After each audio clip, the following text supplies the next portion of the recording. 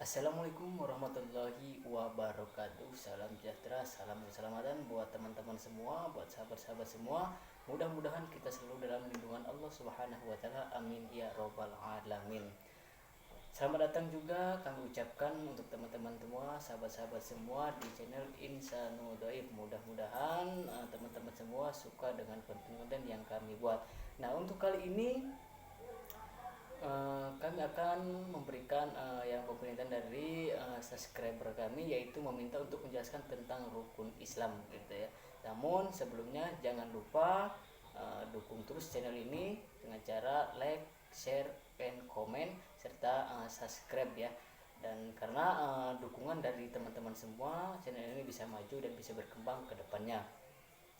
Namun juga sebelum kita lanjut ke videonya, jangan ini saya ingatkan kembali bahwa di sini bukan saya mengajari teman-teman semua, bukan berarti saya sudah mahir, sudah sudah sangat dalam memahami ilmu agama. Namun di sini niat kita adalah berbagi ya, karena berbagi itu indah. Langsung saja di sini karena permintaan dari subscriber kita itu untuk menjelaskan tentang rukun Islam. Nah, kalau kemarin kita menjelaskan tentang agama Islam, nah sekarang tentang rukun-rukunnya Islam. Nah, langsung saja kita ke pembahasannya. Bismillahirrahmanirrahim. Jadi teman-teman, ada teman subscriber yang menanyakan begini tentang rukun Islam, ya, tentang rukun Islam itu bagaimana? Rukun Islam itu ada berapa saja? Jadi dalam kitab Mabadi juz 1 karangan atau karya Syekh Umar Abdul Jabbar, Syekh Umar Abdul Jabbar radhiyallahu anhu menjelaskan begini, kam arkanul islami, ya. Jadi ada berapakah rukun Islam itu? Jawab, arkanul islami khamsatun. Jadi rukun Islam itu ada 5 ya. Jadi rukun Islam itu ada 5.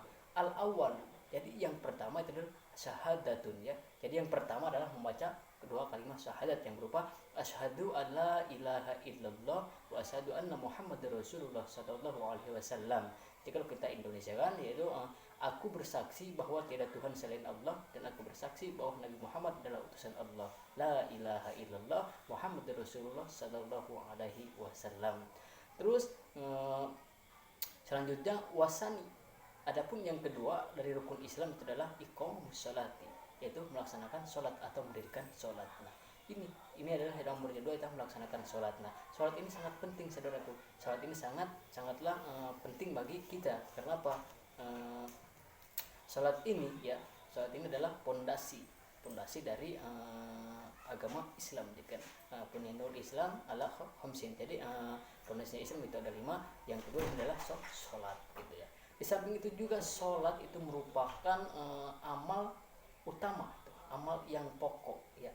Jadi amal pokok, amal yang akan dihisab pada nanti yaumul kiamah ya. Sebagaimana hadis Rasulullah SAW yang diriwayatkan oleh Abu Hurairah radhiyallahu an, inna awwalama yuhasabu bil abdu yaumal qiyamati as-salat.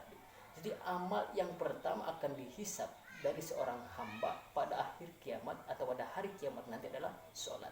Jadi apabila sholatnya itu baik, maka amal-amal yang lain juga akan ikut baik. Tapi sebaliknya, apabila amal sholatnya itu jelek, maka amal-amal yang lain juga akan ikut jelek. Nah, jadi ibaratnya seperti ini ya, kita kiaskan sholat itu ya. Jadi saya ingatkan lagi, ini sebagai pengkiasan. Sholat ini diibaratkan kalau dikiaskan itu seperti wadah gitu ya. Seperti wadah, kita contohkan ember saja ya, ember ya. Kalau ember itu bagus ya, ember itu tidak bolong, ember itu tidak pecah ya, walaupun kita isi air ya, kita isi pasir, kita isi barang-barang yang lain, itu akan tersimpan rapi, itu akan tersimpan jadi dalam arti tidak akan hilang ya, tidak akan hilang berjatuhan gitu ya, tidak akan hilang kecuali ada yang ambilnya gitu ya. Jadi ini, namun sebaliknya apabila ember tadi itu jelek, terus pecah-pecah, bolong-bolong, maka walaupun kita isi air, sebanyak apapun kita mengisi air, sebanyak apapun kita mengisi pasir, itu akan jatuh, akan hilang gitu, akan jatuh dari wadah ember tersebut. Oleh karenanya ya, kita kiaskan sholat itu ibaratkan sebuah wadah ya, wadah.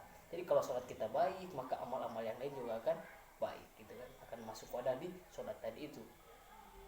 Pondasinya tadi di sholat ya, amal-amal yang lain itu. Tapi kalau sholatnya jelek, bolong-bolong, pecah-pecah gitu ya, maka amal-amal yang lain juga akan ikut jelek gitu ya.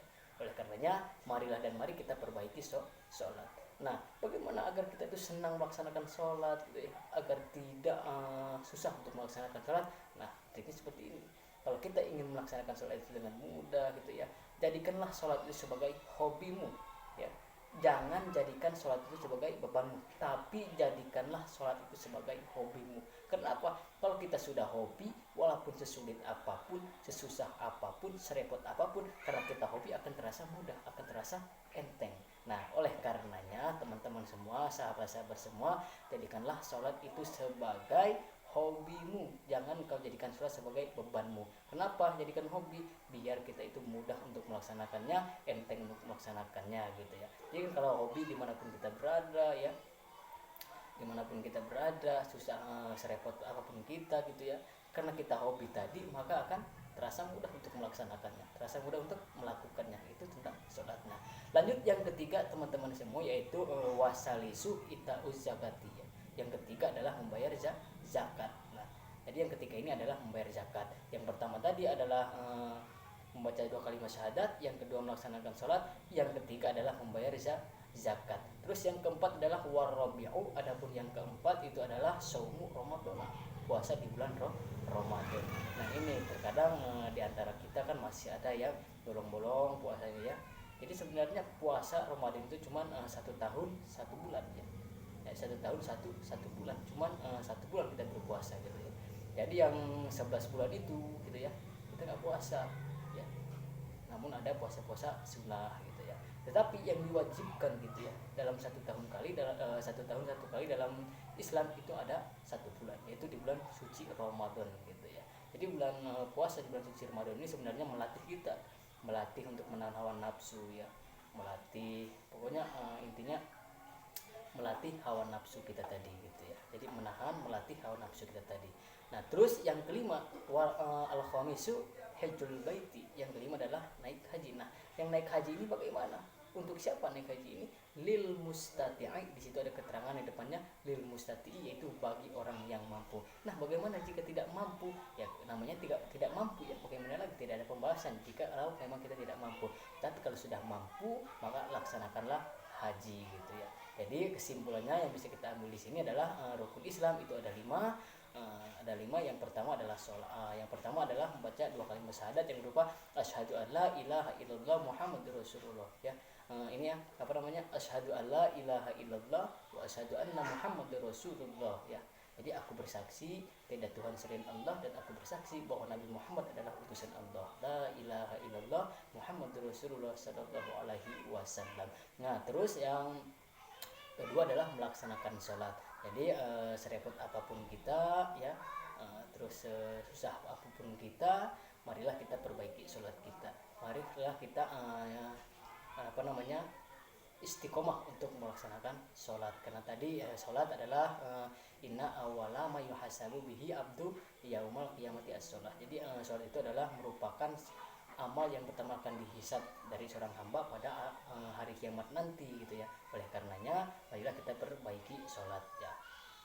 Terus yang ketiga itu adalah membayar zakat. Ya, kita membayar zakat gitu ya. Terus yang keempat adalah puasa di bulan Ramadan, dan yang kelima adalah naik haji bagi orang yang mampu. Mungkin hanya ini bisa saya sampaikan, kurang lebih saya mohon maaf. Kepada Allah kita mohon maghfirahnya. Wallahu muwaffiq ila aqwamit thoriq. Wassalamualaikum warahmatullahi wabarakatuh.